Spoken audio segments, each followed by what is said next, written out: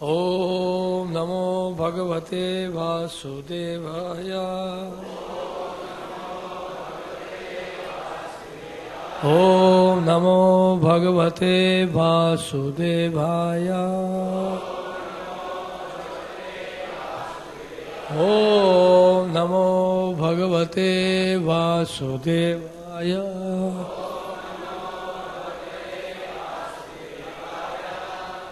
ग्रंथराज श्रीमद् भागवतम स्कंद 4 अध्याय 7 श्लोक संख्या 22। तम उपागतम आलक्ष्य सर्वे सुरगण आदयः प्रणेमुः सहसा उत्थाय ब्रह्मा इंद्र त्रिअक्ष नायकः तम् उपागतम् आलक्ष्य सर्वे सुरगणादयः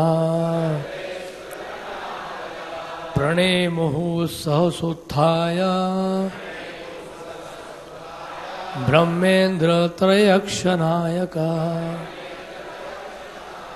तमुपागतम् आलक्ष्य सर्वे सुरगणादयः प्रणेमुः सहसोत्थाय ब्रह्मेन्द्र त्रयक्षनायकः।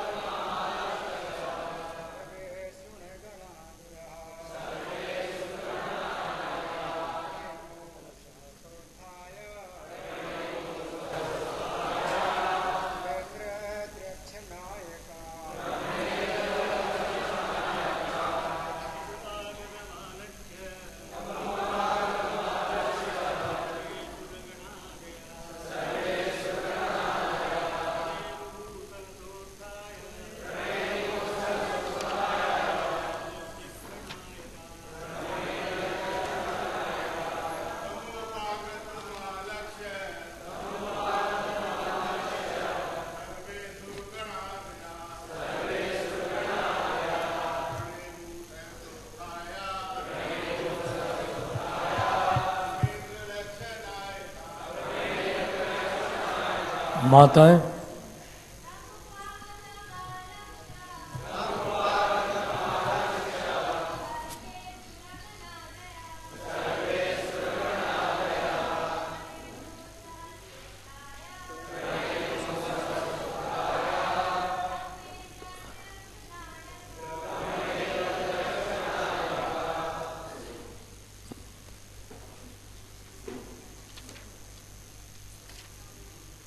तम उसको उपागतम आया हुआ आलक्ष्य देखकर सर्वे सभी सुरगण आदयः देवता तथा अन्य लोग प्रणेमुः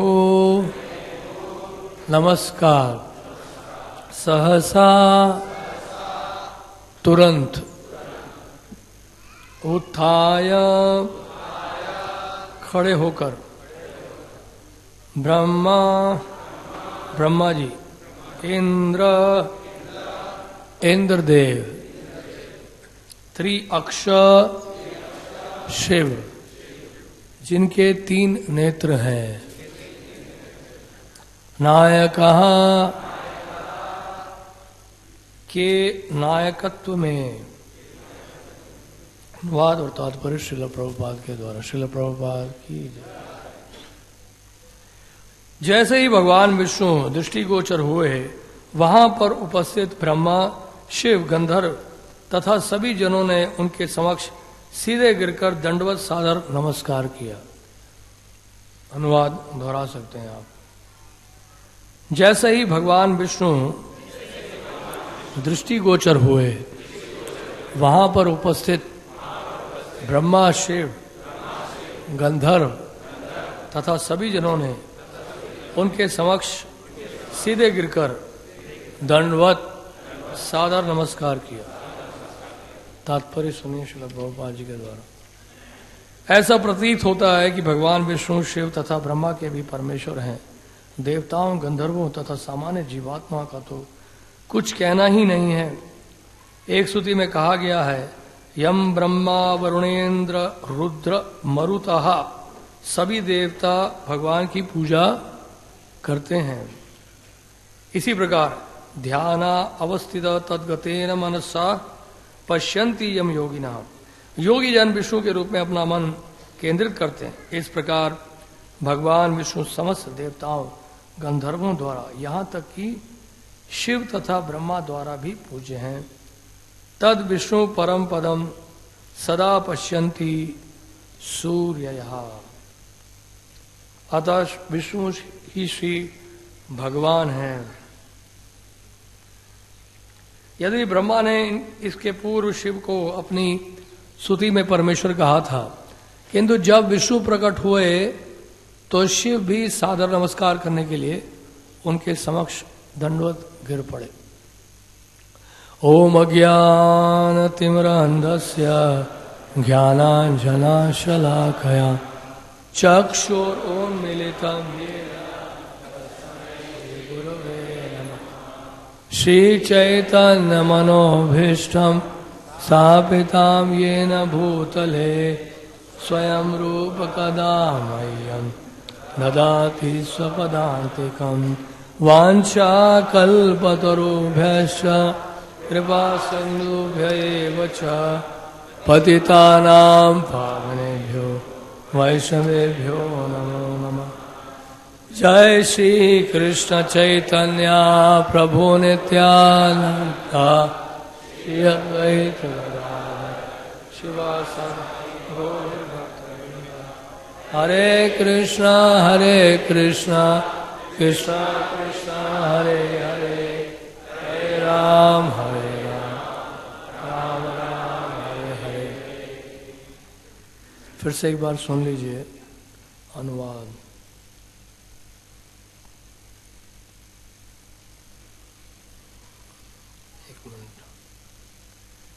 जैसे ही भगवान विष्णु दृष्टिगोचर हुए, वहां पर उपस्थित ब्रह्मा, शिव, गंधर्व तथा सभी जनों ने उनके समक्ष सीधे गिरकर दंडवत सादर नमस्कार किया।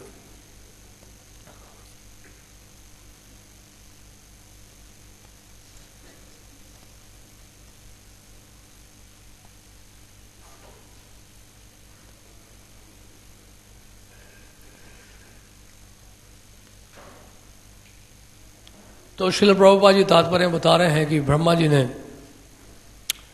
पिछले अध्याय में भगवान शिव को परम करके कहा है।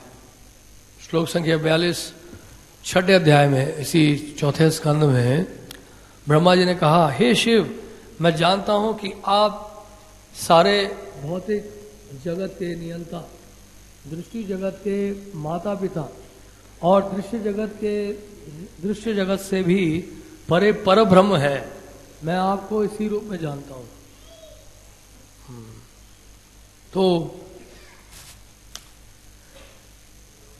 तो ब्रह्मा जी ने ऐसा क्यों कहा? प्रश्न यह उठता है कि भगवान शिव जी को परम बताया उन्होंने। तो शिव जी की स्थिति भगवान जैसे ही है, भगवान विष्णु के बराबर ही है लगभग। और तो और जो विरजा नदी के उस पार है, यहाँ पे सदाशिव का लोक है, वैकुंठ में है, और सदाशिव तो विष्णु तत्व है। विरजा नदी के इस पार यानी भौतिक जगत में रुद्र लोक है या शिव लोक है, जहाँ पे वही सदाशिव जो है अपना विस्तार करते हैं। 11 रुद्र जो है, 11 एक्सपेंशन, रुद्रा एक्सपेंशंस। हम जब नवद्वीप गए थे तो वहाँ पे रुद्र द्वीप एक स्थान है। नवद्वीप में एक द्वीप है रुद्र द्वीप। तो रुद्र द्वीप में इस सारे 11 के 11 रुद्र एक साथ निवास करते हैं। और उनके प्रमुख हैं नील लोहित, जो रुद्रों के जो प्रमुख माने जाते हैं नील लोहित, उनको श्री गौरंग महाप्रभु के दर्शन प्राप्त हुए थे। और गौरंग महाप्रभु ने जब शिव जी का दर्शन किया, यानी शिव जी ने गौरंग महाप्रभु का दर्शन किया, तो श्री चैतन्य महाप्रभु ने शिव जी को आलिंगन किया, शिव जी का आलिंगन किया।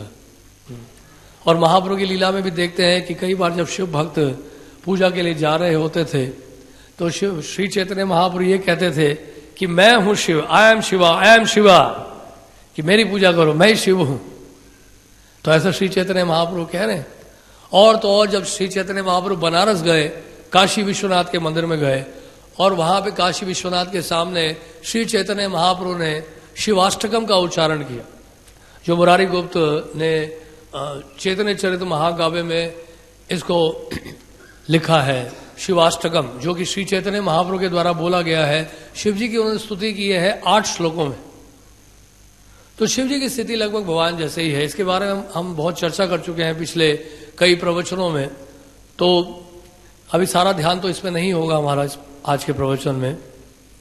तो इसलिए हम ये बताना चाह रहे थे कि कई बार कई शास्त्रों में भी शिव जी को परम बता दिया गया है। इसका उद्देश्य है कि भगवान विष्णु के, भगवान कृष्ण के बड़े प्रिय हैं, अति प्रिय हैं, बहुत ही प्रिय हैं। जैसे श्री विश्वनाथ जी ठाकुर गुरु के लिए भी कहते हैं, किंतु प्रभोरिया प्रिय एव तस्य वंदे गुरो श्री चरणारविंदम। तो इसलिए क्योंकि बहुत प्रिय है, इसलिए वो साक्षात हरित्वेन समस्त शास्त्र, सभी शास्त्र कहते हैं। उक्तस्तथा भावेत एव सद्भि, साधु संत सभी कहते हैं, शास्त्र भी कहते हैं कि शिव जी जो है और गुरु जो है वो साक्षात हरि है। तो ऐसा कहा जाता है जब, तो इसका मतलब यह है कि भगवान के बड़े प्रिय हैं, भगवान के बहुत ही नजदीक हैं, तो भगवान जैसे ही उनको दर्जा दिया जाता है। ऐसे ही हम लोग शास्त्रों में कई जो है ऋषि मुनि हैं, नारद जी हैं, उनको भी भगवान का दर्जा दिया गया है। सुखदेव गोस्वामी को भी भगवान का दर्जा दिया गया है। इस तरह से कई जो ऐसे महाजन हैं उनको भगवान का दर्जा दिया जाता है, क्योंकि भगवान जैसे उनमें गुण होते हैं, भगवान जैसे कार्य करते हैं, इसलिए उनको भगवान का दर्जा दिया जाता है। तो ये कहना गलत नहीं है कि शिव जी को भगवान करके संबोधित कैसे कर दिया, भगवान ही है, वो भगवत्ता का ऐश्वर्य प्रकट कर रहे हैं। और लगभग 55 दिव्य गुण हैं उनके पास 64 गुणों में से। तो यहां पर जो इस बात का हम जोर देने वाले हैं, कुछ और बात है।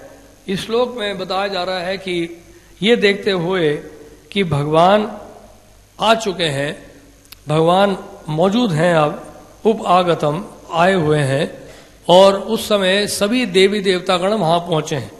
सर्वे सुर गणादया, जितने भी देवतागण हैं वो सब वहां पहुंच गए। गंधर्व, किन्नर, जितने भी देवतागण हैं वो लोग सब मौजूद हैं। और इसमें नायक कौन है? श्रील विश्वनाथ जी ठाकुर कहते हैं ये तीनों नायक हैं, ब्रह्मा जी, शिव जी और इंद्र। इसलिए श्लोक एक साथ लिखा गया है, ब्रह्मेंद्र त्रिअक्ष नायक। तो इसलिए जो श्लोक एक साथ लिखा गया, क्योंकि बताने के लिए कि ब्रह्मा जी, शिव जी और इंद्र तीनों ही नायक हैं, और इनके नेतृत्व में सभी देवी देवतागण वहां पर मौजूद हुए। किसको देखने के लिए? भगवान का दर्शन करने के लिए, कि भगवान आ चुके हैं और हम सभी पहुंच चुके हैं। तो क्या किया इन्होंने? इन सब ने क्या किया? इन सब ने यहां पर बताया है कि गिरकर, सीधे गिरकर दंडवत सादर नमस्कार किया। तो सबसे पहले उन्होंने क्या किया? लेकिन शायद वो बैठे हुए थे, विराजमान थे, और यज्ञशाला में सब बैठे हुए थे, यज्ञ चल रहा था। भगवान का दर्शन जैसे ही प्राप्त हुआ, भगवान वहां मौजूद हुए। तो यहां बताया सहसा उत्थाय, और सहसा मतलब तुरंत, इमीडिएटली, तत्काल ही सब जो है खड़े हो गए कि भगवान दर्शन दे रहे हैं तो हमें बैठे नहीं रहना चाहिए। जब भगवान यहाँ दर्शन देते हैं, दर्शनार्थी के समय ऐसा तो नहीं होता ना हम बैठ के आज ही दर्शन कर रहे हैं, बड़ा आनंद आ रहा है, क्या सुंदर श्रृंगार है। या कोई वरिष्ठ वैष्णव आता है या कोई वरिष्ठ व्यक्ति आता है सभा में, तो उठ खड़े होते हैं। तो इस प्रकार आदर दिया जाता है, सम्मान दिया जाता है। तो यहां पर आदर दे रहे हैं, सम्मान दे रहे हैं, ब्रह्मा जी भी सम्मान दे रहे हैं, शिव जी भी सम्मान दे रहे हैं, और सभी देवी देवतागण सभी सम्मान दे रहे हैं। तो ये एक सामान्य शिष्टाचार है जो यहां पर सिखलाया जा रहा है। इससे पहले हम देखते हैं कि प्रजापति दक्ष तो सभा के भीतर प्रवेश किए थे और उनको यही चिंता थी कि कौन खड़ा हो रहा है, कौन खड़ा नहीं हो रहा है, कौन आदर दे रहा है, कौन आदर नहीं दे रहा है। इसलिए वो बड़े कुपित हो गए ये देखकर कि शिव जी तो खड़े भी नहीं हुए और आंखें तक नहीं खोली हैं, मेरी तरफ देखा भी नहीं है, मेरा अनादर हो गया। बड़ा दुख हुआ प्रजापति दक्ष को और इस कारण से उसने अनाप शनाप बातें बोल दी। और बाद में हम जानते हैं कि सती जी ने जब अपना शरीर छोड़ दिया किस तरह से शिव जी क्रोधित हुए और शिव जी ने बाद में फिर आक्रमण किया। बाद में ब्रह्मा जी ने जाकर सांत्वना दी, शांत किया शिव जी को, महादेव को, और शिव जी शांत हो गए। शिव जी शांत भी जल्दी हो जाते हैं और यज्ञशाला में हम देख रहे हैं फिर से यज्ञ हुआ है और भगवान ने अब दर्शन दिया है। प्रजापति दक्ष को बकरे का गला दिया गया, गर्दन दिया गया, दूसरा शरीर दिया गया उनको।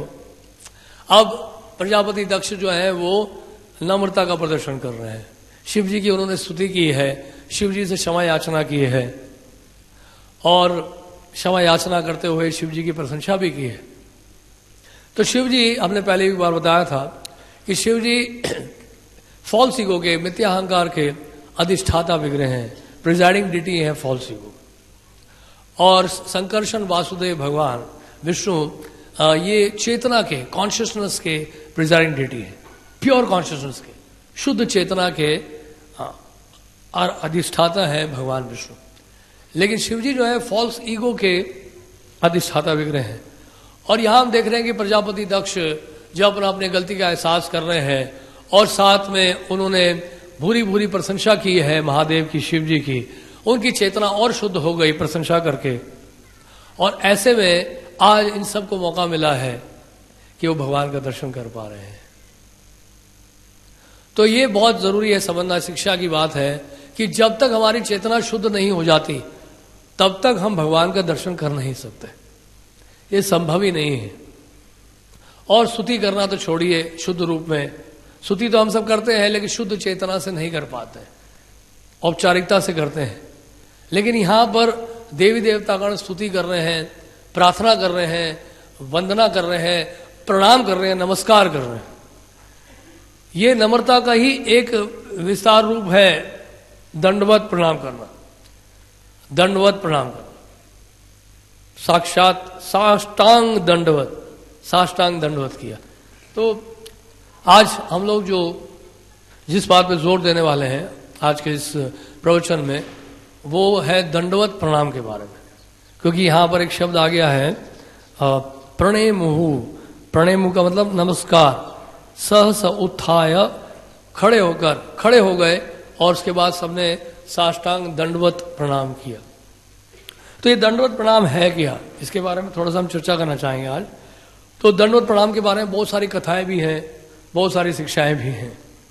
समय पता नहीं हमें इतना मौका देगा कि नहीं कि दंडवत के बारे में कितनी चर्चा की जा सके। कि दंडवत भक्ति का एक बड़ा ही महत्वपूर्ण अंग है और वंदनम भक्ति में आता है। नवदा भक्ति में जो वंदनम है उसमें दंडवत गिना जाता है। कि उद्देश्य यही रहता है कि दंडवत करने का कि हम प्रार्थना कर रहे हैं, आपके सामने याचक की बाती जो है आपके सामने गिर रहे हैं। ये नम्रता का प्रदर्शन है। नम्रता के भाव को प्रकट किया जाता है मुद्राओं के द्वारा। एक एक मुद्रा का भाव व्यक्त होता है। कभी आप हाथ जोड़ते हैं भगवान के सामने तो नम्रता का भाव प्रकट होता है। अब ऐसे करके बोलते हैं तो आशीर्वाद का भाव प्रकट होता है कि आप आशीर्वाद दे रहे हैं। अब ऐसे हाथ रखते हैं तो भिक्षा का भाव प्रकट होता है। अब सही है कि नहीं कि आप कुछ मांग रहे हैं। आपकी चेतना में इन मुद्राओं का प्रभाव पड़ता है, आपने देखा होगा। इसलिए कई बार जो बड़े एक्सपर्ट होते हैं, जो बॉडी क्या क्या बॉडीली मूवमेंट्स में या बॉडीली जेस्चर्स को देखकर समझ जाते हैं कि व्यक्ति क्या सोच रहा है। प्रजापति दक्ष जो है कौन सी मुद्रा में खड़े थे जब यज्ञशाला में जब प्रवेश किए? प्रजापति दक्ष की क्या मुद्रा थी बताइए? चौड़ा सीना, सर उठाए हुए और सभी दिशाओं में देखते हुए गर्वित होकर प्रवेश करे थे सभा में, है कि नहीं? तो ये उनकी मुद्रा थी। शिव जी की कौन सी मुद्रा थी? ध्यान की मुद्रा थी। यहां लिखा है ध्याना अवस्थता तद्गतेन मनसा पश्यन्ति योम योगिनः, कि योगी है, शिव जी भी योगी है, श्रेष्ठ योगी है, तो भगवान का ध्यान लगा रहे हैं योग मुद्रा में, है कि नहीं। योग मुद्रा ऐसे नहीं होता है, या ऐसे योग मुद्रा नहीं होता है। योग मुद्रा में कोई पद्मासन में बैठ के बड़े ध्यान लगाता है, परमात्मा का ध्यान लगाता है, और लगभग आंखें बंद ही होती हैं, पूरी बंद नहीं होती, लेकिन लगभग आंखें बंद होती हैं। तो यहां मुद्राओं का बड़ा ही प्रभाव पड़ता है हमारी चेतना में, हम ये बता रहे हैं। तो जब हम साष्टांग दंडवत करते हैं तो हमारी चेतना में क्या प्रभाव पड़ना चाहिए, इस बात को भी समझना बहुत जरूरी है। तो श्रील सनातन गोस्वामी समझा रहे हैं हरि भक्ति विलास में। श्रील सनातन गोस्वामी बता रहे हैं जब साष्टांग दंडवत करते हैं तो क्या प्रभाव पड़ना चाहिए हमारी चेतना में, कि ये प्रभाव पड़ना चाहिए कि मैं आपके शरणागत हो रहा हूं। जिसको भी आप दंडवत कर रहे हैं, मैं आपके शरणागत हो रहा हूं, मन वाणी और शरीर के द्वारा आपको समर्पित हो रहा हूं। हे भगवान, हे कृष्ण, हे यादव, मुझसे आप प्रसन्न हो। ये भाव प्रकट करता है भक्त जब वो साष्टांग दंडवत प्रणाम करता है। दंडवत तो वास्तव में साष्टांग ही होता है सही रूप में देखा जाए, लेकिन शास्त्रों में फिर भी पांचांग दंडवत भी बताया गया इसी हरि भक्ति विलास में, ताकि अगर साष्टांग दंडवत नहीं कर पाए सभी जगह तो कम से कम पांचांग दंडवत तो कर लें। लेकिन मंदिर में जब आते हैं, भगवान का जब दर्शन करते हैं, तो यहाँ उम्मीद की जाती है कि हम सब भक्त लोग साष्टांग दंडवत करें। तो साष्टांग दंडवत के बारे में श्रील सनातन गोस्वामी ने यह भाव प्रकट किया है कि यह चेतना होनी चाहिए कि मैं आपके शरणागत होता हूं। और इसमें जो श्लोक बताया, बड़ा सुंदर श्लोक बताया। अष्टांग प्रणाम का जो श्लोक है वो इस प्रकार से, दोर्भ्याम पादभ्याम जानुभ्याम, दोर्भ्याम पादभ्याम च जानुभ्याम। दोर्भ्याम का मतलब होता है दो हाथ, दोर्भ्याम पादभ्याम, दो पांव के द्वारा, डेढ़ पांव के द्वारा नहीं, याद रखिएगा। जब यहां पे पादभ्याम लिखा गया है तो इसका मतलब है कि दो पांव होने चाहिए। कई बार लोग एक पांव के ऊपर दूसरा पांव रखते हैं। सनातन गोस्वामी इस तरह से नहीं कह रहे हैं। श्रील सनातन गोस्वामी कह रहे हैं कि दो पांव होने चाहिए, डेढ़ पांव नहीं। और विशेष रूप से तो हमारे संप्रदाय में नहीं, हमें और संप्रदाय का नहीं पता, लेकिन हमारे संप्रदाय में दो पांव और दो हाथ होने चाहिए पूरे दंडवत करने के लिए। और हाथ जो है वो जेब के अंदर नहीं, वस्त्र के अंदर नहीं, सर के आगे। ये भी बताया श्री सनातन गोस्वामी ने कि हाथ को बिल्कुल आगे बढ़ाना है। ऐसी मुद्रा, ऐसे नहीं, हवा में नहीं उड़ना है। हम स्विमिंग करने नहीं आए यहां पर मंदिर में। तो मुद्रा इस तरह से होती है। श्रील प्रभुपाद जी को आप देखिए साष्टांग दंडवत करते हैं, प्रभुपाद जी इस मुद्रा में दंडवत करते हैं, या फिर आप इस मुद्रा में भी दंडवत कर सकते हैं। इसका भाव क्या है? श्रील सनातन गोस्वामी बता रहे हैं कि ऐसी जब मुद्रा रखते हैं, या ऐसी जब मुद्रा रखते हैं, सर से आगे हाथ को लब ले जाते हैं, तो इसका मतलब भाव यह है कि हे भगवान, मैं आपके चरणों को छू रहा हूं। चरणों को छूने का भाव होना चाहिए जिस प्रकार से दंडवत किया जाता है। तो इस प्रकार से दोर्भ्याम पादभ्याम च जानुभ्याम। जानुभ्याम मतलब स्वाभाविक है कि घुटने जमीन पे ही टिके होंगे। ऐसा तो हो नहीं सकता है कि हाथ आगे हो और आपके घुटने हवा में तैर रहे हो। इतना तो हम लोग एक्सपर्ट नहीं है योगा में भी। तो घुटने जो हैं वो आपके जमीन पर टिके होने चाहिए, दोनों घुटने। इसको जानुभ्याम कहते हैं, जानुभ्याम। फिर उसके बाद उर्षा शीर्षा दृशा। उर्षा का मतलब है ये चेस्ट, छाती। जो छाती को भी जमीन पर टिकाना होगा, चेस्ट को। लेकिन छाती जो है आपकी यूं है, वो हवा में तैर रही है, वो भी नहीं हो सकता है, संभव नहीं है। तो छाती जो है आपकी जो है वो जमीन पर टिकी होनी चाहिए। उसके बाद शीर्षा और उर्षा शीर्षा। शीर्षा मतलब ये माथा, माथा, ये माथा, सर जो है माथा, ये जमीन पर टिका होना चाहिए, सीधे, ऐसे नहीं। कई बार देखा गया है भक्त लोग ऐसे दंडवत करते हैं कि हम ऑल्टर को देखकर, हमारी दिशा जो है सर की ऑल्टर की तरफ जानी चाहिए, इसलिए हम ऐसे रखे हुए हैं। ऐसा यहां सनातन गोस्वामी नहीं कह रहे हैं। सनातन गोस्वामी कह रहे हैं शीर्षा, माथा, सर, माथा जमीन पर टिका होना चाहिए पूरा, सीधे, मस्तक जमीन पर झुका होना चाहिए। उसके बाद फिर बता रहे हैं दृशा। दृशा मतलब आंखें खुली होनी चाहिए, पूरी नहीं तो थोड़ी सी आंखें खुली होनी चाहिए। दृशा का मतलब आप क्या देख रहे हैं? उन आंखों से भगवान के चरणों को देख रहे हैं, ये भाव है। दिखाई नहीं दे रहा आपको, लेकिन आप मन से भाव प्रकट कर रहे हैं कि आप आंखें खोलकर भगवान के चरणों को देख रहे हैं और दोनों हाथों से भगवान के चरणों को छूने का प्रयास कर रहे हैं, ये भाव। हमारे शास्त्र में भक्ति रसाम सिंधु, हरि भक्ति विलास, इन ग्रंथों में कोई भी भक्ति अंग भावुकता के आधार पर नहीं है। हर क्रिया के पीछे सिद्धांत होता है। उस सिद्धांत को जब तक नहीं समझा जाएगा भक्ति का पूरा लाभ नहीं मिलता है, क्योंकि ये कोई उठक बैठक नहीं है या केवल दंड लगाना नहीं है। दंड लगाते हैं कुछ लोग, एक्सरसाइज करते हैं, ये दंड लगाना नहीं है, ये दंडवत है। दंडवत मतलब जो रॉड की तरह गिर जाए, दंडवत यानी कि लकड़ी जब गिर जाए जमीन पर उस तरह से गिरना है। तो ये बताया, ये तो हो गया प्रणामो अष्टांग ईरिता। तो ये इस प्रकार से किया जाता है, अष्टांग प्रणाम, साष्टांग प्रणाम, इस प्रकार से इन 8 मुद्राओं के द्वारा किया जाता है। और भी क्या है बच गया है?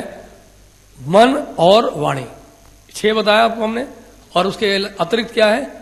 मन, मनसा वचसा च एति प्रणामो अष्टांग ईरिता। मनसा यानी कि मन से भी भगवान का ध्यान लगा रहे हैं, वचसा वाणी के द्वारा। वाणी के द्वारा क्या करना है? मुंह बंद नहीं करना, तब भी साष्टांग प्रणाम नहीं होगा।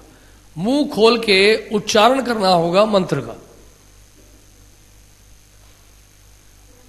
गुरु के सामने तो गुरु प्रणाम मंत्र बोलना है, प्रभुपाद जी का प्रणाम मंत्र बोलना है।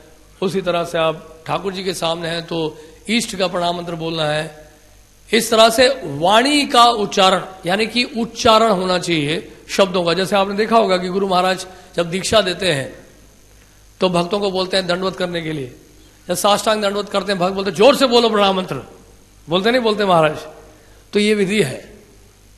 अब ऑफकोर्स इतना हम चिल्लाते नहीं है कि लोग बाकी लोग डिस्टर्ब हो जाएं, सोचें क्या हो रहा है, लेटे ले कुछ बोल रहा है। इतना तो उच्चारण हो ताकि खुद को सुनाई दे। एक बार पंजाबी बाग में एक भक्त था, हंसे मत, यह असली घटना है। प्रातः काल में कार्तिक का समय था, वो हमारे पहला मंदिर था पीछे पहले वाला 93 में, वहां पे थे हम तो 14/63 में। तो वहां टेम्पल हॉल अंदर था, तो वहां पे जगन्नाथ बलदेव सुभद्रा जी का छोटा सा मंदिर था। वहां एक भक्त ने प्रणाम किया, शायद पूरी रात सोया नहीं होगा वो, तो साष्टांग दंडवत की मुद्रा में लेटा, वो उठा ही नहीं 10 मिनट तक। हमने लगा कि कुछ हो गया गड़बड़, तो बड़ी मुश्किल से उसको उठाया। वो वास्तव में सो चुका था, वो उसको नींद आ गई थी। तो दंडवत करते करते कई बार सो जाते हैं भक्त। तो उच्चारण अगर करेंगे, मंत्र का उच्चारण करेंगे तो शायद नींद नहीं आएगी। तो इस प्रकार आगे बता रहे पंचांग प्रणाम के बारे में। जानुभ्याम चैव बाहुभ्याम, जानुभ्याम चैव बाहुभ्याम, यानी जानुभ्याम का मतलब ये घुटने होने चाहिए। बाहुभ्याम यानी कि उसी तरह से हाथ आगे आने चाहिए पांचांग दंडवत में। और जो आपका उसके बाद शीर्षा वचसा दिया, वही माथा लगना चाहिए जमीन पर। वचसा वाणी के द्वारा उच्चारण, धिया बुद्धि का उपयोग करना है कि हम लोग पांचांग प्रणाम कर रहे हैं। पांचांग कहा प्रणाम स्यात् पूजसु प्रवरार इमो। इसका मतलब यह है कि पांचांग जो पांच अंग हैं इनके द्वारा पांचांग प्रणाम किया जाता है, 5 अंगों के द्वारा। तो ये हो गया पांचांग प्रणाम। तो इसमें जो 2 पांव हैं वो पीछे की तरफ सटे होने चाहिए और आगे हाथ आगे जाता है। इसी तरह से भाव वही रहता है चरणों को छूने का। और इसी तरह से दिशा, हालांकि इसमें गिरा नहीं गया है, लेकिन भाव ये रहता है कि चरणों को छुआ जाए, चरणों को देखा जाए। तो पांचांग प्रणाम जो है इस तरह से किया जाता।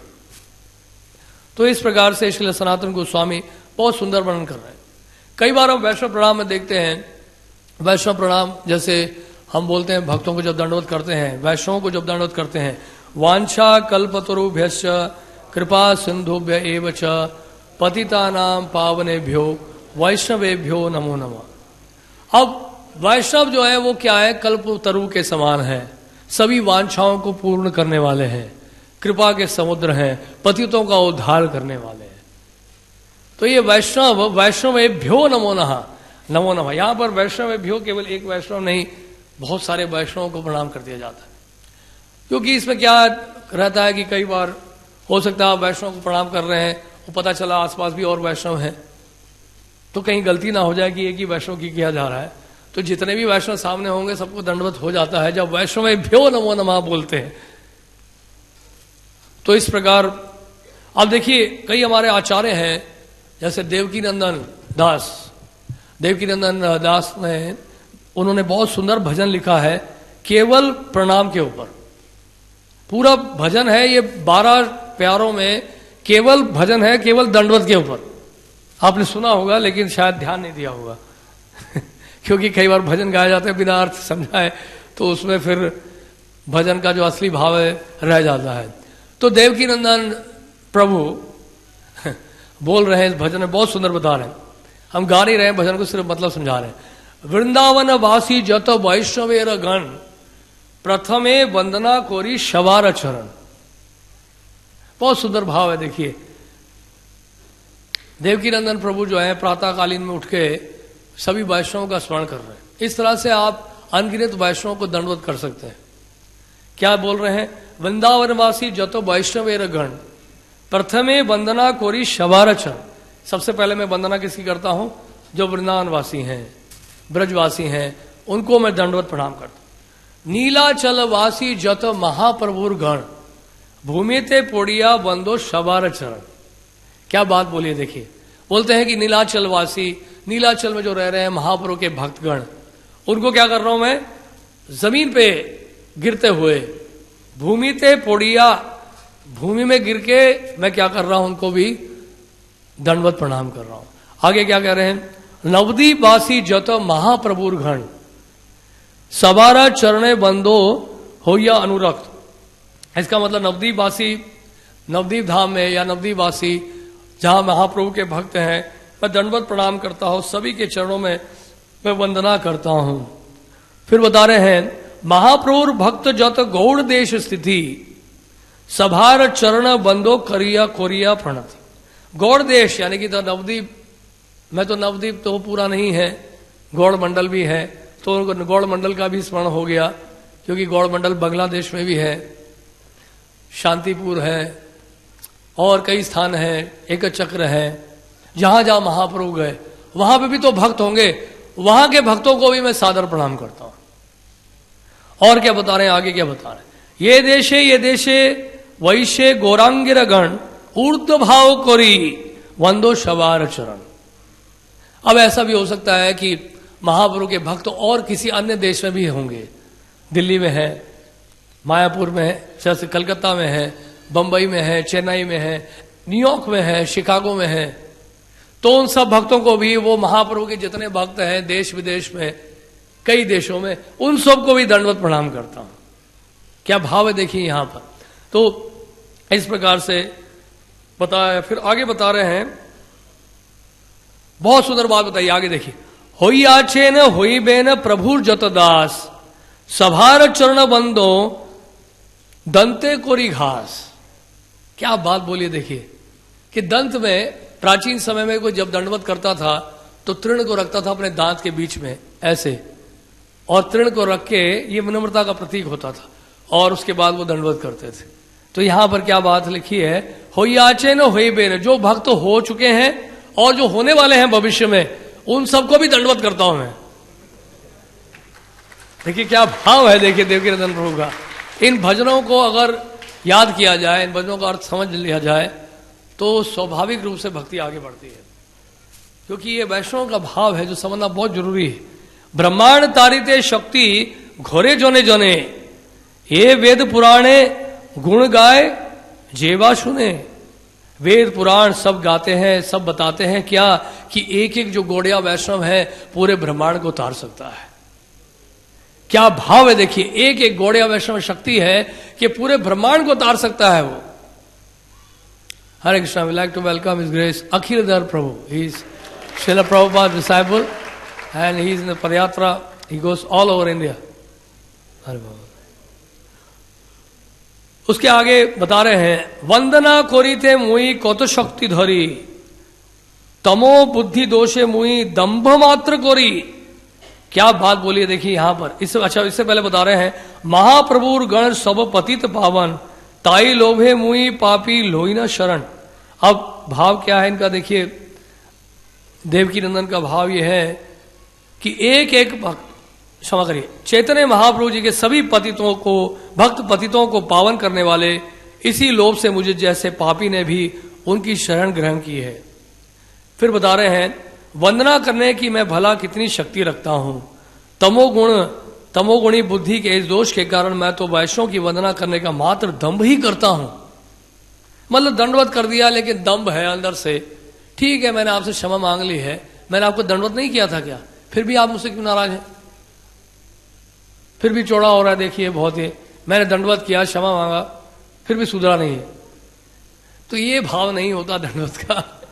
दंडवत का भाव बहुत ही नम्रतापूर्वक, सरलतापूर्वक होना चाहिए कि जिस मुद्रा में हम दंडवत कर रहे हैं वही भाव हमारे हृदय में भी प्रकट होना चाहिए। लेकिन कई बार होता है कि ऐसा होता नहीं है, तो श्रील प्रभुपाद जी उत्साह फिर भी बढ़ाते हैं। श्रील प्रभुपाद जी से पूछा एक भक्त ने कि प्रभुपाद हम दंडवत करते हैं लेकिन ये भाव तो आता नहीं है, ऐसा लगता है कि हम तो केवल कसरत कर रहे हैं। प्रभुपाद जी ने कहा आप करते रहो, ये भाव आ जाएगा। आप दंडवत करते रहो तो धीरे धीरे ये भाव आ ही जाएगा। तो ये मुद्रा का ये प्रभाव होता है चेतना में। और उसके आगे क्या बता रहे हैं यहां पे, तथापि मुकेर भाग्य मोनेर उल्लास, दोक्षमी मोधमे कर निज दास। अब यहां बता रहे हैं, तभी इस गूंगे के ये सुंदर भाग्य हैं कि इसके मन में उल्लास है। आप कृपा करके मेरे दोषों को क्षमा करके इस अधम को अपना दास बना लीजिए। फिर आगे क्या बता रहे हैं, बहुत सुंदर बात बता रहे हैं आगे, सर्ववांछा सिद्धि होय यम बंद छूटे, जगते दुर्लभ होया प्रेम धन लूटे। अब क्या होता है, आपका दासत्व मिल जाने से जितनी भी इच्छाएं सब पूर्ण हो जाती हैं। यमराज जी का बंधन छूट जाता है। इस जगत में दो दुर्लभ वस्तु है प्रेम धन, में उसे लूटता रहता है। और आखिरी बात क्या बता रहे हैं, मनेर वासना पूर्ण अचिराते होए, देवकी नंदन दास यही लोभे कोय। मन की वासना बहुत जल्दी पूर्ण हो जाती है। देवकी नंदन दास कहते हैं कि मैं इसी लोभ से वैष्णव महिमा कहता हूं। कितनी सुंदर बात बताई है यहां पर देवकी नंदन दास ने कि जब हम वैष्णव को प्रणाम करते हैं तो कितनी सारी वांछाएं हमारी पूर्ण हो जाती हैं, कितनी सारी सिद्धियां प्राप्त हो जाती हैं केवल वैष्णव को दंडवत करने मात्र से ही। और भी बहुत सारी बातें हैं बताने के लिए। एक शास्त्र है, ग्रंथ है, जिसके प्रारंभ में ही, प्रथम अध्याय में ही, प्रथम श्लोक में ही, प्रथम स्कंद में ही सादर प्रणाम किया जा रहा है। कौन सा वो श्लोक है? ओम नमो भगवते वासुदेवाय। तो यहां पर श्रील वेदव्यास जी लिख रहे हैं कि किस तरह भगवान वासुदेव को सादर प्रणाम कर रहा हूं मैं, जो सर्वव्यापी हैं। तो देखिए जो भागवत, श्रीमद् भागवत है, इसका प्रारंभ, इसकी शुरुआत ही दंडवत प्रणाम से हो रही है। कितनी बड़ी बात है। और अगर आप देखें, बड़े गंभीरता से देखें, बड़े ध्यानपूर्वक देखें, तो हमारे जो ग्रंथ हैं उन सभी ग्रंथों में बात पाई जाती है। देखिए कोई भी लेखक जब ग्रंथ लिखता है तो 3 प्रकार के मंगलाचरण होते हैं। श्रील जी गोस्वामी ने इसकी पुष्टि की है तत्व संदर्भ में। उन्होंने बताया कि 3 प्रकार के मंगलाचरण होते हैं। मंगलाचरण पहला होता है जिसको कहते हैं आशीर्वादात्मक। आशीर्वादात्मक का मतलब होता है कि लेखक जो है पाठकों को आशीर्वाद दे नहीं रहा है, बल्कि उनके लिए आशीर्वाद की याचना कर रहा है, प्रार्थना कर रहा है कि ये जो पाठक हैं, ये जो पढ़ने वाले हैं, जो सुनने वाले भक्त हैं, उनको भगवान की कृपा प्राप्त हो, भगवान का आशीर्वाद प्राप्त हो। ऐसा लेखक जो है प्रार्थना करता है कि उनको लाभ मिले, या श्रुति फल जिसको कहते हैं कि सही फल मिले उनको, इसको कहते हैं आशीर्वादात्मक मंगलाचरण। दूसरा मंगलाचरण होता है वस्तु निर्देशात्मक। वस्तु निर्देशात्मक का मतलब होता है कि जो ग्रंथ लिखा जा रहा है लेखक के द्वारा, उसका वस्तु विषय क्या है, सब्जेक्ट मैटर क्या है। धर्म प्रोजित कैटवत्र परमो निर्मत्सरा नाम सताम। भागवत में बताया गया है कि इसमें सभी प्रकार के जो कैटव धर्म है उसको निकाल के फेंक दिया गया है, और भागवत का विषय क्या है? भागवत धर्म है। तो इस प्रकार से भागवत के जो प्रथम 3 श्लोकों में ही मंगलाचरण में अब देखेंगे ये बात बताई जा रही है। और फिर तीसरा जो पहला श्लोक है भागवत का, उस मंगलाचरण को कहते हैं नमस्क्रियात्मक मंगलाचरण। नमस्क्रियात्मक मंगलाचरण में जो लेखक है वो सादर प्रणाम करता है भगवान को, गुरु को, वैष्णवों को, सभी को। तो यहां पर हम देख रहे हैं कि नमस्क्रियात्मक मंगलाचरण की बात कही जा रही है।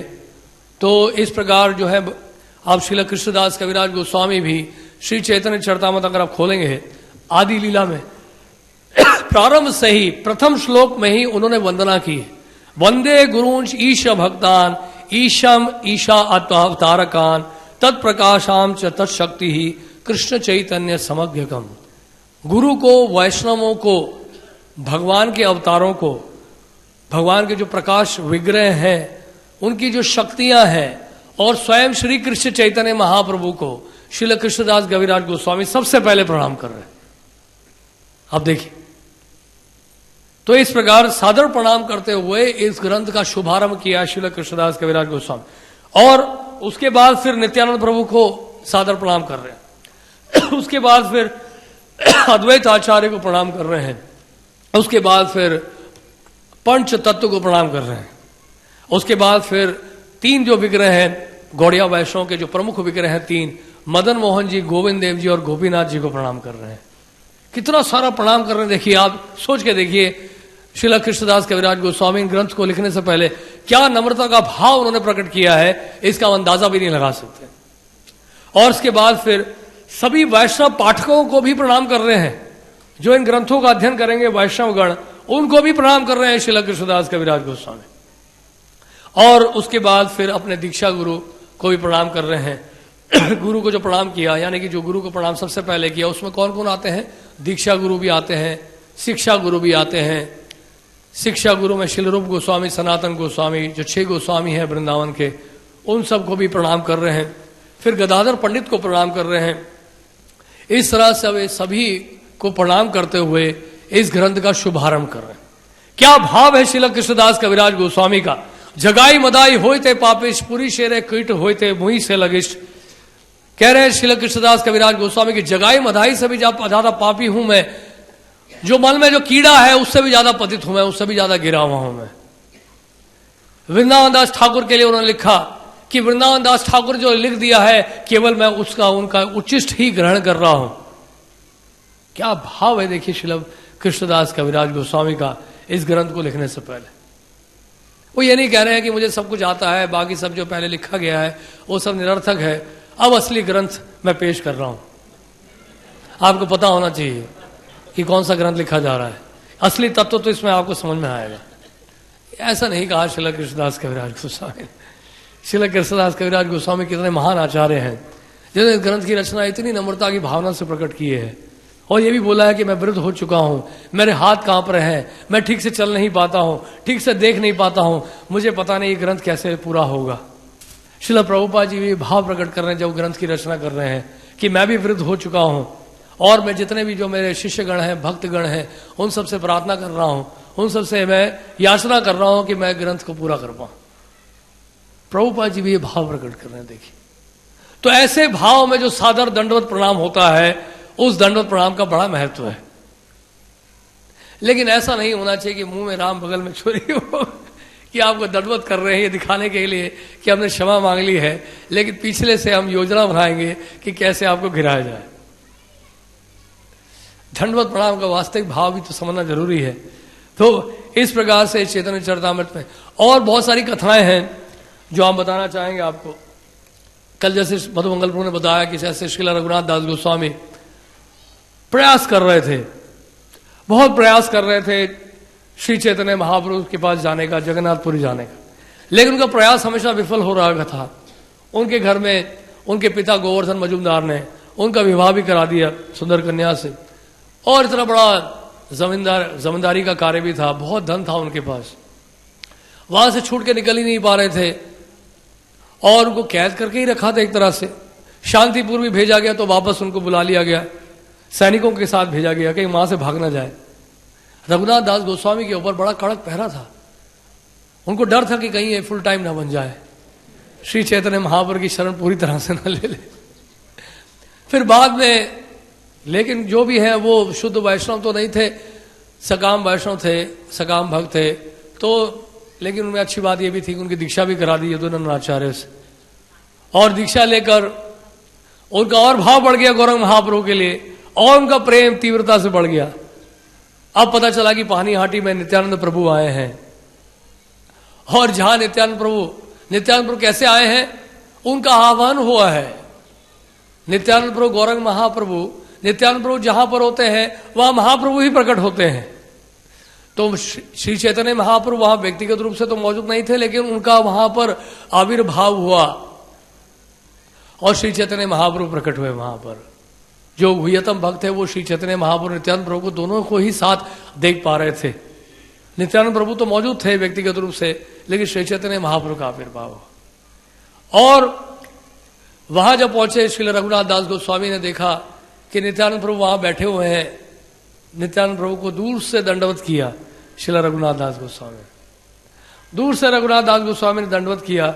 नित्यानंद प्रभु ने क्या कहा सुनिए, सुनी प्रभु कहे चोर दिली दर्शन, आए आए आजी तोरा करीमु दंडन। बोले नित्यानंद प्रभु बोले तुम चोर हो, इधर आओ मेरे पास, आओ मैं तुम्हें दंड देता हूं। नित्यानंद प्रभु ने कहा प्रभु बोला है तेहो निकटे ना कोरे गमन, आकर्षिया तार माथे प्रभु धरीला चरण। क्या बात बोली है देखिए। उन्होंने कहा, नित्यानंद प्रभु ने बुलाया कि रघुनाथ दास गोस्वामी क्योंकि नजदीक नहीं आए, तो नित्यानंद प्रभु ने रघुनाथ दास गोस्वामी को बहुत तेजी से पकड़ा, बहुत जोर से पकड़ा, और उसके बाद जब वो नीचे गिरे दंडवत की मुद्रा में, तो रघुनाथ दास गोस्वामी के सर पर नित्यानंद प्रभु ने अपने चरण रख दिए। हरि हरि गौर हरि। तो नित्यानंद प्रभु की कृपा प्राप्त हुई रघुनाथ दास गोस्वामी को, और इस तरह से गौर प्रेम प्राप्त हुआ। नित्यानंद प्रभु यह बताना चाह रहे थे कि गौर प्रेम का धन तो मेरे पास है, और इस धन को तुम मेरी कृपा के बगैर ऐसे ही चुरा लोगे। इसलिए नित्यानंद प्रभु गौर यहां पर रघुनाथ दास गोस्वामी को चोर बोल रहे हैं कि ये संपत्ति तो मेरी है, कि मेरे कृपा के बगैर तुम्हें ये गौर प्रेम का धन नहीं प्राप्त होने वाला है, तुम्हें गौरंग महाप्रभु ऐसे ही नहीं प्राप्त होने वाले हैं। इसी कारण से तो इतना विलंब हो गया, इसी कारण से तो रघुनाथ दास गोस्वामी जो है अभी तक गौरंग महाप्रभु से नहीं मिल पाए। ये लीला है। तो इस प्रकार से गौरंग महाप्रभु की विशेष कृपा प्राप्त हुई। और एक समय की बात है, नवद्वीप में जब श्रीवास पंडित के घर पे थे, श्रीवास पंडित के घर पे गौरंग महाप्रभु नित्यानंद प्रभु दोनों ही मौजूद थे, और मुरारी गुप्त उनसे मिलने के लिए आए। जब वहां पहुंचे तो मुरारी गुप्त ने क्या किया, सबसे पहले श्री चैतन्य महाप्रभु को दंडवत किया, उसके बाद फिर नित्यानंद प्रभु को दंडवत किया। महाप्रभु बुला के बोले, मुरारी तुम शिष्टाचार नहीं जानते हो क्या? जानते हो कि दंडवत सबसे पहले नित्यानंद प्रभु को करना चाहिए। इस तरह से जब कहा तो मुरारी को बड़ा ही दुख हुआ कि ये क्या गलती हो गई। और रात्रि को सपने में श्री चैतन्य महाप्रभु आए और उन्होंने नित्यानंद प्रभु के महिमा का गुणगान किया। नित्यानंद प्रभु की महिमा का जब गुणगान सुना मुरारी गुप्त ने सपने में, तो मुरारी गुप्त भाव विभोर हो गए, और अगले दिन ही फिर से श्रीवास पंडित के घर पे गए, और सबसे पहले उन्होंने प्रणाम किया नित्यानंद प्रभु को, और फिर महाप्रभु को प्रणाम किया। महाप्रभु इतने प्रसन्न हुए कि महाप्रभु ने फिर उनको अपना उच्चिष्ट पीतल जो खा रहे थे, वो उन्होंने अपना उच्चिष्ट जो है श्री चैतन्य महाप्रभु ने मुरारी गुप्त को दिया, और इस तरह से मुरारी गुप्त को कृष्ण प्रेम प्राप्त हुआ। तो ये दंडवत की कथाएं हैं, ये सारी बहुत सारी दंडवत की कथाएं हैं, और इन कथाओं के माध्यम से हम समझ सकते हैं कि दंडवत का कितना बड़ा महत्व है। कि हम लोग सोचते हैं कि दंडवत तो कर रहे हैं कि औपचारिकता है, इसको तो ठीक है कर लेते हैं क्योंकि बाकी लोग कर ही रहे हैं, लेकिन ऐसा नहीं है। ये भक्ति का बड़ा ही महत्वपूर्ण अंग है, बहुत ही महत्वपूर्ण अंग है। इसके अलावा हमारे जो शास्त्रों में, हरिभक्ति विलास में और कई ऐसे शास्त्रों में, जैसे बृहन्नारद पुराण है, उसमें और भी कई बातें बताई गई हैं दंडवत के बारे में। इसका बड़ा ध्यान रखें हम लोग। बृहन्नारद पुराण में ये बताया गया है किन किन अवस्थाओं में दंडवत ना करना चाहिए, ना दंडवत स्वीकार करना चाहिए। इन बातों का भी हमें ध्यान रखना है। सबसे पहले तो ये बात बताया गया है कि किसी वैष्णव को अगर सुविधा हो रही है आपके बार बार दंडवत करने से, तो अच्छा है कि उनको असुविधा ना पहुंचाए। क्योंकि अगर वैष्णव अगर आपसे दुखी हो रहे हैं कि बार बार क्यों मुझे दंडवत कर रहा है और आपको बड़ा आनंद आ रहा है दंडवत करने में, तो ये कोई सेवा का भाव नहीं है कि हम आपको परेशान करके ही रहेंगे। ये तो मेरी जिम्मेदारी है, भले आपको अच्छा लगे ना लगे, मैं तो दंडवत करूंगा। तो यहां कोई शोषण नहीं हो रहा है दंडवत के द्वारा, ये ध्यान रखिएगा। तो इस बात का बड़ा ही ध्यान रखना चाहिए। इसलिए कई बार जब इस प्रकार से असुविधा होती है किसी वैष्णव को, या जो वैष्णव नहीं भी हैं, जैसे बुजुर्ग लोग हैं, वो नहीं चाहते हैं कि आप बार बार आप दंडवत करें, तो उस समय मानसिक रूप से उनको प्रणाम किया जा सकता है, और फिर बाद में जब सही समय होगा तो तब दंडवत किया जा सकता है। ये पहली बात है। और दूसरा ये बताया गया यहाँ पे बृहन्नारद पुराण में कि स्नान करते हुए दंडवत नहीं करना चाहिए, ना दंडवत स्वीकार करना चाहिए। कोई कर रहा है दंडवत तो बताना चाहिए कि दंडवत स्नान करते हुए नहीं करना चाहिए। बताना भी जरूरी है, ये नहीं कि बड़ा मजा आ रहा है मुझे दंडवत कर रहा है, करने दो। बड़ा सुख मिलता है कि अब कोई दंडवत करता है हमें, नहीं, लेकिन वास्तव में ये सिद्धांत नहीं है। जब कोई दंडवत कर रहा है तो वापस हम दंडवत करते हैं। लेकिन मान ऐसी अवस्था में है जब स्नान कर रहे हैं और उसके बाद बता रहे हैं कि प्राचीन समय में लोग यज्ञ के लिए लकड़ी लेके आते थे, तो लकड़ी कोई लेने जा रहा है, लकड़ी लेके आ रहा है यज्ञ के लिए, तो लकड़ी लाते हुए उस समय दंडवत नहीं करना चाहिए। और उसके बाद कोई फूल चुन रहा है भगवान के लिए, कोई भोग तैयार कर रहा है, उस समय भी दंडवत नहीं करना चाहिए। और उसके अलावा कोई पानी का बाल्टी लेके चल रहा है, बाल्टी में पानी भर के ले जा रहा है, कोई भक्त है, वरिष्ठ वैष्णव है, या कोई भी भक्त है जिनको आप दंडवत करना चाहते हैं, उसके हाथ में बर्तन है पानी से भरा हुआ है, तो उस समय भी दंडवत नहीं करना चाहिए। और कोई अगर जब प्रसाद ग्रहण कर रहा है, प्रसाद ग्रहण कर रहा है, तो उस समय भी दंडवत नहीं किया जाता है, ना दंडवत स्वीकार किया जाता है। तो ये सब बड़ा ध्यान रखना चाहिए। जो बृहन्नारद पुराण में ऐसा लिखा हुआ है कि ये सब बातों का ध्यान रखना चाहिए। और साथ में भक्ति रसाम सुंदर में 32 जो सेवा अपराध है उसमें भी बताया गया कि एक हाथ से दंडवत नहीं करना चाहिए। एक हाथ से दंडवत करने की कोई विधि नहीं है। हाँ, हमारे दूसरे हाथ में बीट बैग है, इसलिए हम एक हाथ से दंडवत कर रहे हैं। ऐसा नहीं कि कर भी सकते हैं, ऐसा नहीं कि वैसे करना अपराध माना गया, सेवा अपराध बताया गया। ग्रंथ को लेकर दंडवत करना, महाप्रसाद को लेकर दंडवत करना। अभी एक घटना बताते हैं आपको, हंसिए मत, पहले सुन लीजिए। एक भक्त था, उसके हाथ में महाप्रसाद था, सामने एक वरिष्ठ वैष्णव आए तो उनको वो दंडवत करना चाह रहे थे। वरिष्ठ वैष्णव थे या जो भी भक्त थे, तो महाप्रसाद के हाथ में था। मैं सोचा कि मैं कैसे दंडवत करूं। उन्हें महाप्रसाद उनके हाथ में पकड़ाया और दंडवत किया, और जब दंडवत करके जैसे ही उठे वो भक्त गायब, क्योंकि वो महाप्रसाद लेके गायब हो गया। उन्होंने कहा यार दंडवत तो बड़ा भारी पड़ गया। तो ऐसे दंडवत का भी जो है लाभ नहीं है पूरा विशेष। तो ये सब ध्यान रखना है, क्योंकि महाप्रसाद भी किसी के हाथ में तो क्यों दंडवत करें, कि महाप्रसाद साक्षात श्री कृष्ण है कि नहीं। तो ये भाव हो, या तो हम महाप्रसाद को दंडवत कर रहे हैं तब तो ठीक है। जैसे श्रील भक्ति सिद्धांत श्री ठाकुर के लिए उनके भक्त जो शिष्य थे जगन्नाथपुरी से जगन्नाथ जी का महाप्रसाद लेके आए थे। जगन्नाथ जी का महाप्रसाद जब लेके आए, उनके कमरे भीतर घुसे तो श्रील भक्ति सिद्धांत महाराज उस समय कुर्सी में बैठे हुए थे, और जैसे उन्हें कहा, भक्त ने कहा कि गुरुदेव मैं जगन्नाथ जी का महाप्रसाद लाया हूं आपके लिए, और जैसे ही महाप्रसाद को दिखाया श्रील भक्ति सिद्धांत श्री ठाकुर ने एकदम साष्टांग दंडवत प्रणाम किया उस भक्त को। तो वो भक्त बेचारा घबरा गया, मैं क्या करूं, हाथ में महाप्रसाद है जगन्नाथ जी का, और उसके बाद उस भक्त की परिक्रमा भी की। इसलिए भक्ति सिद्धांत महाराज जो प्रणाम करते थे, यानी कि जो शिष्य भी दंडवत करते थे, कई बार वरिष्ठ शिष्य दंडवत करते थे, तो वो दंडवत को लौटाते थे और भक्ति सिद्धांत महाराज भी स्वयं दंडवत करते थे। और श्रील प्रभुपाद जी को ये भी कहता हुआ हमने सुना है कि भक्ति सिद्धांत महाराज कहते थे कि दासो अस्मि, कि मैं आपका दास हूं। तो देखिए ये जो महान आचार्य हैं ये कितने वास्तव में कितने महान होते हैं, और हमेशा इस भाव को प्रस्तुत करते हैं।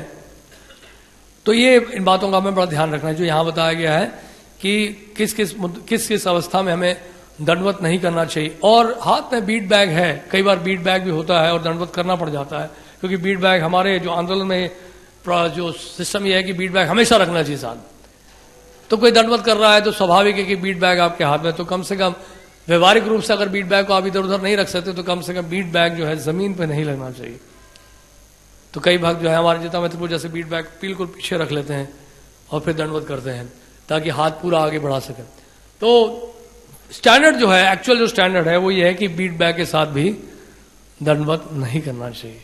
उसका कारण क्या है? क्योंकि बीट बैग में जो जपमाला है वो तुलसी माला है। तुलसी माला किसी के चरणों में देना ये बड़ा घोर अपराध है। तुलसी महारानी को केवल भगवान के चरणों में ही अर्पित किया जा सकता। इसमें केवल व्यवहारिक रूप में यही है कि ये कह सकते हैं कि बीट जो है तुलसी माला वो क्योंकि बीट बैग में है, इस कारण से कई अवस्थाओं में दंडवत करना पड़ जाता है। तो कम से कम यह है कि बीट बैग जो हमारा जमीन पर ना लगे, इस बात का हमें ध्यान रखना है। और कई बार सड़क में जा रहे हैं, पब्लिक प्लेस में है, जनता देख रही है। जैसे गुरु महाराज एक बार गाड़ी में जा रहे थे तो भक्त लोग सड़क पे खड़े थे गोविंद दर्शन के बाहर, गेट के बाहर, तो वहां उन्होंने भक्तों ने दंडवत करना शुरू कर दिया। एक भक्त ने तो सूट पहना हुआ था, उसको वहीं सूट पहन के दंडवत कर दिया। तो गुरु महाराज बहुत नाराज हुए। उन्होंने कहा कि ये पब्लिक प्लेस में ऐसी हरकतें मत करो, लोग नहीं समझ पाएंगे। तो कई बार लोग व्यवहार को ध्यान रखते हुए, लोग समाज में जो सामान्य शिष्टाचार को ध्यान रखते हुए वहां पे ऐसा नहीं करना चाहिए। जैसे एक बार याद है 1992 में हम गुरु महाराज के साथ कनॉट प्लेस में एक ऑफिस में गए थे। तो महाराज जैसे ऑफिस में गए, उस दिन कंस्ट्रक्शन का टाइम था, तो महाराज को किसी बड़े आदमी से मिलाना था। तो हम कनॉट प्लेस गए और जैसे ही रिसेप्शन में घुसे तो महाराज तो बैठ गए सीट में। तो मैं खड़ा हुआ तो मेरे को सोच रहा था कि बैठूंगी नहीं बैठू महाराज के साथ। महाराज कहते बैठ जाओ साथ में, और उठना नहीं जब तक मैं कहूं। तो बैठना पड़ा, महाराज ने कहा। तो ऐसी अवस्था में कई बार आपको ये करना पड़ता है क्योंकि लोग नहीं समझ पाएंगे ये एक व्यक्ति खड़ा क्यों और एक व्यक्ति क्यों बैठा है। उसका प्रचार में गलत प्रभाव पड़ता है। तो इन बातों का भी बड़ा ध्यान रखना है कि दंडवत हमें कहां करना चाहिए, कहां नहीं करना चाहिए। तो जो मायावादी हैं वो दंडवत नहीं करना चाहते हैं भगवान के सामने, क्योंकि वो सोचते हैं कि हम स्वयं नारायण हैं, ये भी नारायण है, क्या भेद है। यहां पर देवी देवतागण, ब्रह्म, इंद्र, शिव जी और देवतागण जो आए थे वो सबने उन्होंने दंडवत किया क्योंकि वो जानते थे कि कृष्ण परम भगवान है। मायावादी तो यही सोचते हैं कि मैं जो है नारायण हूं, ये भी नारायण है, सर्वम खलु इदम ब्रह्म, सभी कुछ ब्रह्म है, पर ब्रह्म है, नारायण है, सब एक ही है, हम सब एक ही हैं, तो दंडवत करने की क्या आवश्यकता है। और ऐसे सन्यासी, मायावादी सन्यासी दंडवत करते हुए नजर भी आए अगर नारायण के समक्ष, नारायण के विग्रह के समक्ष, तो एक ही उद्देश्य रहता है, मैं दंडवत इसलिए कर रहा हूं ताकि मुझे भी एक समय ऐसा आए कि मैं भी उधर खड़ा हूं। उद्देश्य ये रहता है कि मैं भी नारायण बन जाऊं, इसलिए वो नारायण के विग्रह की भी स्थापना करते हैं मंदिरों में।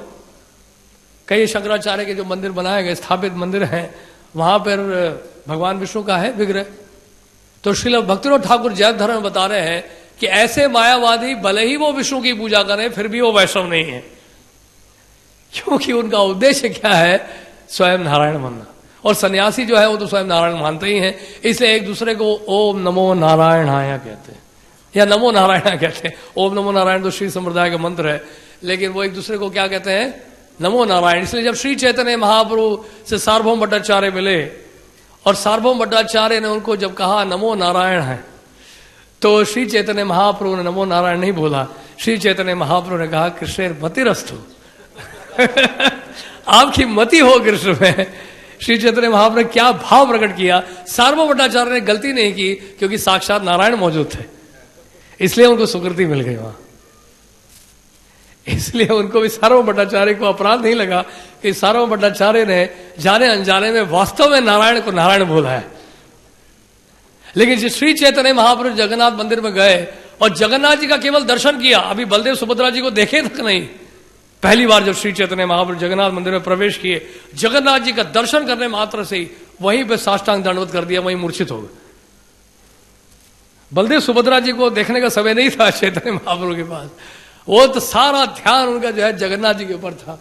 और श्री चैतन्य महाप्रभु जब जगन्नाथ जी को देखा तो साक्षात श्याम सुंदर उनको नजर आए, श्याम सुंदर श्री कृष्ण नजर आए, और देखते ही वो एकदम से मूर्छित हो गए भावावेश में। सारों भट्टाचार्य आए उनको देखने के लिए, उनकी नब्ज देखी उन्होंने।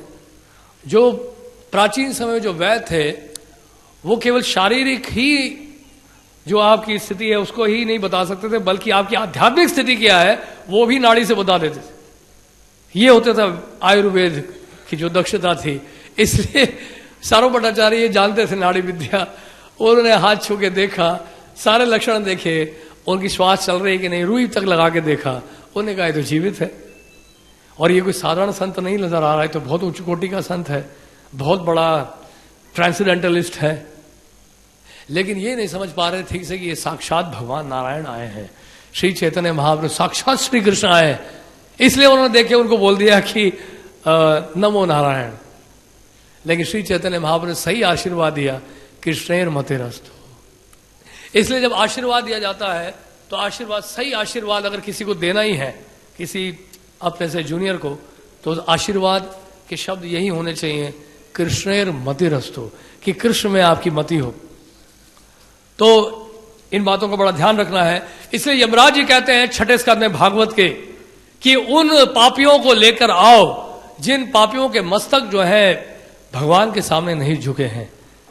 यमराज जी कह रहे हैं कृष्णाय अनुनमति यच्चीर एकदापि, एक क्षण भी, एक बार भी जिसका मस्तक नहीं झुका है भगवान के सामने, उसको पकड़ के लेके आओ, उन धूर्तों को, उन मूर्खों को लेके आओ। मैं समझाऊंगा क्या होता है दंडवत का मतलब। मैं ऐसे डंडे मारूंगा इसको कि बार बार दंडवत करेगा यहां नरक में। तो ये जो समस्या है, मायावाद की सब समस्या है, निर्विशेषवाद की जो समस्या है, ये पृथ्वी में है जहां हम बैठे हैं, या नहीं वैकुंठ में नहीं, बाहर पृथ्वी में।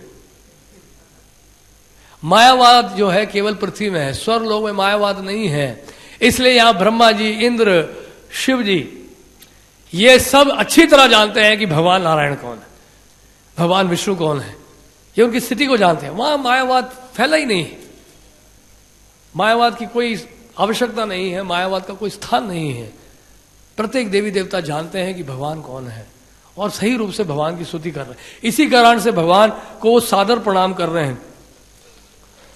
और इसके अलावा 2 दिन पहले हम जानते हैं, 2-3 दिन पहले महान आचार्य अभिराम ठाकुर का तिरुभाव दिवस मनाया गया था। कुछ बातें उसमें रह गई थी जो अभिराम ठाकुर के जीवन चरित्र में बहुत सुंदर बात की गई है। अभिराम ठाकुर नित्यानंद प्रभु के पास जब गए, नित्यानंद प्रभु की एक कन्या हुई थी और एक पुत्र हुआ था। कन्या का नाम था गंगा देवी, पुत्र का नाम था वीरभद्र या वीरचंद्र। तो वीरचंद्रपुर भी कहा जाता है, इसलिए जहां एक चक्र के धाम जाते हैं। तो जब गंगा देवी को जब देखा तो गंगा देवी को देखकर अभिराम गोपाल, अभिराम ठाकुर ने साष्टांग दंडवत किया। दंडवत किया तो देखा कि गंगा देवी को कुछ नहीं हुआ। क्यों नहीं हुआ? क्योंकि गंगा देवी जो है साक्षात गंगा जी के अवतार थे। और उसके बाद फिर उन्होंने वीरभद्र को प्रणाम किया, जो कि किसके अवतार थे? शिरोदक्षाई विष्णु के अवतार थे। तो जब वीरभद्र को किया तो वीरभद्र को भी कुछ नहीं हुआ, तो गंगा देवी को कुछ नहीं हुआ। तो उन्होंने फिर 100 श्लोकों की रचना की उस समय गंगा देवी की स्तुति में, गंगा देवी की प्रशंसा में। और उसके बाद वीरभद्र की प्रशंसा के लिए उन्होंने वीरभद्राष्टकम की स्तुति की अभिराम ठाकुर ने। क्योंकि अभिराम ठाकुर कभी जब किसी को दंडवत करते थे तो एक खतरा होता था कि सामने वाला व्यक्ति कहीं शरीर ना छोड़ दे।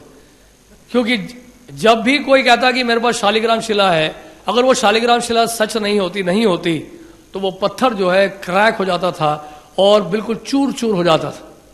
उनके दंडवत की ये शक्ति थी।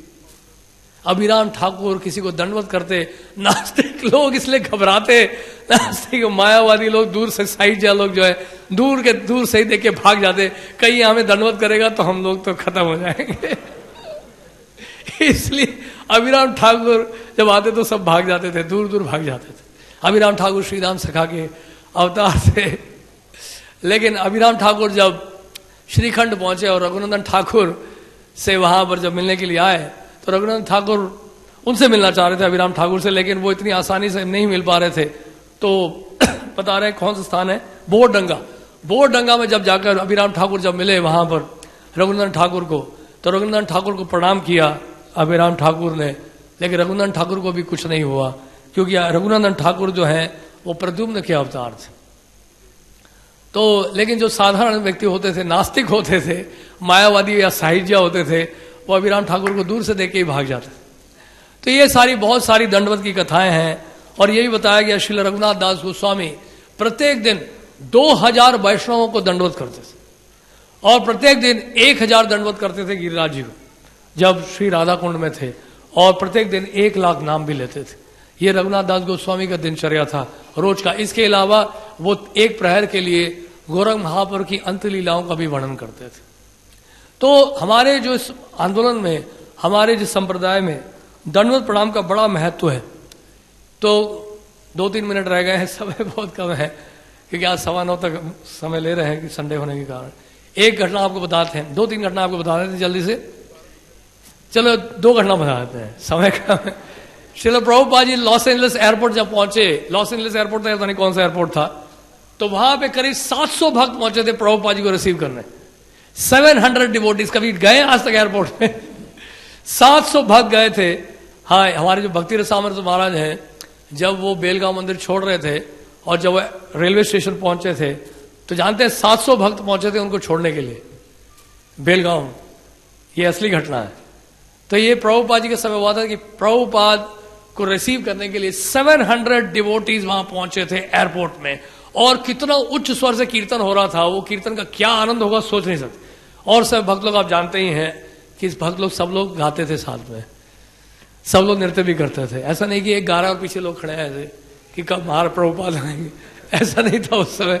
सब लोग कीर्तन करते थे, सब लोग नृत्य करते थे। तो ऐसा आनंद था एयरपोर्ट में, चारों तरफ गदगद हो गए लोग। और प्रभुपाद पहुंचे एयरपोर्ट में, प्रभुपाद जैसे लॉन्च में आए तो और जोर से जब उच्चारण कर रहे हैं, कीर्तन कर रहे हैं, प्रभुपाद प्रभुपाद करके चिल्ला रहे हैं सब लोग। और यहां तक कि क्या करते थे भक्त लोग, लॉस एंजलिस में जब एयरपोर्ट में आते थे, व्यासासन को भी कई बार लेके आते थे कि प्रभुपाद वहां अराइवल एड्रेस है एयरपोर्ट में। प्रभुपाद जी कई लेक्चर सुने होंगे आपने, अराइवल एड्रेस। तो एयरपोर्ट में आके प्रभुपाद जी वहां लेक्चर दिया करते। 700 डिवोटीज प्रभुपाद जी को दंडवत किए एक साथ।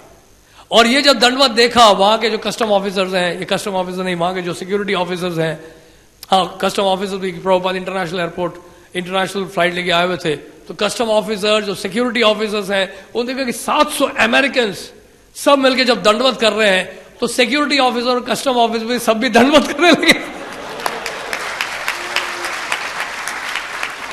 दर्शने पवित्र करो यही तुम्हारा गुण, दर्शने पवित्र। जैसे महाभागवत का कोई अगर दर्शन भी कर लेता है तो वो पवित्र हो जाता है। वो सिक्योरिटी ऑफिसर, कस्टम ऑफिसर, सबको सुकृति मिल गई। अब लास्ट एक घटना और बता देंगे बस, समय हो गया है, 1 मिनट रह गया है। इस सच्चिदानंद स्वामी महाराज कैसे भक्त बने आप जानते हैं? लंदन एयरपोर्ट में, लंदन हीथ्रो एयरपोर्ट में, वहां पे श्रील प्रभुपाद जी एयरपोर्ट में जब पहुंचे, तो पहले की तरह ही सारे डिवोटीज वहां पहुंचे हुए थे और बहुत उल्लास से और उच्च स्वर में सब कीर्तन कर रहे थे, नृत्य कर रहे थे। उन दिनों सब एयरपोर्ट जाया करते, आजकल तो रेस्ट्रिक्शन भी है और महाराज भी स्वयं मना करते हैं कि टाइम वेस्ट मत करो और पैसा वेस्ट मत करो, इतने सारे भक्त नहीं चाहिए एयरपोर्ट, तो महाराज मना करते हैं हमारे। लेकिन उन दिनों प्रभुपाद जी ने अनुमति दी हुई थी और कई भक्त पहुंचते थे। तो उस समय क्या हुआ कि जब महाराज को पता चला कि कोई संत आ रहे हैं बाहर से, भारत से स्वामी जी आ रहे हैं कोई, तो बाइबल में कहीं उन्होंने पढ़ा था कि जीसस क्राइस्ट को देखकर, उनके प्रभाव, उनके प्रकाश को देखकर, चेहरे के तेज को देखकर क्या हुआ, कोई व्यक्ति देख रहा था, उसकी आंखें चली गई, वो ब्लाइंड हो गया वो। तो इनको पता चला कि ये बहुत बड़े संत हैं, कोई स्वामी जी हैं, और इसी तरह से जिस तरह से क्रिश्चियनिटी को फैला गया इसी तरह से फैला रहे हैं पृथ्वी में, ऐसा ना हो कि मेरी आंखें चले जाएं। तो वो घबरा गए थे, तो डर गए थे। तो उन्होंने क्या, जैसे आर्मी में जो जर्मन्स होते हैं, जर्मनी के थे, तो जर्मन्स क्या करते हैं जनरली जो है वो पूरा लेट जाते हैं। जैसे मिलिट्री में भी देखा होगा, जब वॉर में आर्मी जो सोल्जर्स हैं जब बॉम्ब गिरते हैं तो पृथ्वी में लेट जाते हैं दंडवत की मुद्रा में। तो इस तरह से सच्चिदानंद महाराज भी दंडवत की मुद्रा में लेट गए।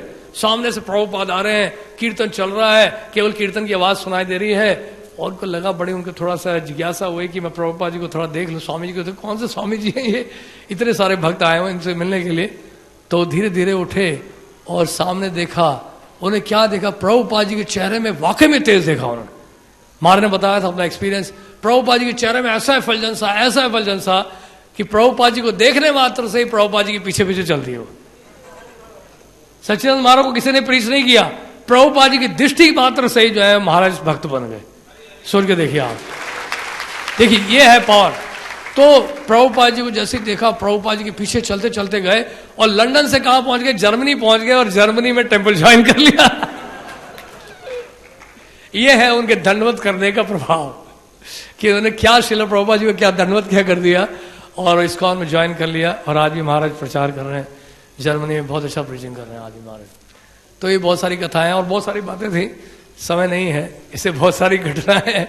एक बार वृंदावन में प्रभुपाद जी कोई भक्त दंडवत करता था रोज, और 5 मिनट 10 मिनट लगातार दंडवत करता रहता, उठता ही नहीं था। तो प्रभुपाद कुछ कहते नहीं थे। ऐसे 5-6 दिन जब लगातार किया तो प्रभुपाद ने फिर बोल ही दिया उसको। प्रभुपाद ने कहा देखो हमारे पास और भी सेवाएं हैं, इतना समय मत बिताओ दंडवत में। हरे कृष्ण। चलो प्रभुपाद की जय। हरे कृष्ण। बहुत बहुत धन्यवाद प्रभु जी। तो इन्होंने बहुत ही आवश्यक शिक्षाएं दी और बड़े आवश्यक विवरण भी दिए। इस श्लोक का जो तात्पर्य है, प्रभुपाद जी ने ऐसा एक एक शब्द सोच सोच करके लिखा है जो भक्ति वेदांत तात्पर्य है। प्रभुपाद जी ने बड़े बहुत अच्छे तरीके से शुरू किया है। प्रभुपाद ने तात्पर्य ऐसा लगता है, इट अपीयर्स, मतलब क्या है कि यहाँ पर एक निष्पक्ष विचारधारा कि भगवान विष्णु को ये शिव और ब्रह्मा है ये भी प्रणाम कर रहे हैं, तो ऐसा लगता है। क्यों प्रभुपाद जी कोई पक्ष नहीं ले रहे कि पक्षपात कर रहे हूँ। तो प्रभुपाद जी कुछ ऐसे तर्क दिए कि भगवान विष्णु जो है शिव और ब्रह्मा के भी जो है आराध्य हैं, इस बात को समझें। और प्रभुपाद जी अंग्रेजी भाषा में डेमीगॉड शब्द का प्रयोग किया, जबकि पहले कभी नहीं हुआ डेमीगॉड। और भगवान के लिए supreme personality of God head, ये जो शब्दों का प्रयोग किया है बिल्कुल नया है। अंग्रेजी भाषा को भी प्रभुपाद जी ने बिल्कुल एक नया रूप दे दिया, समृद्ध कर दिया। तो ये जो है प्रभुपाद जी विशेषता है। धन्यवाद। ग्रंथराज श्रीमद् भागवतम की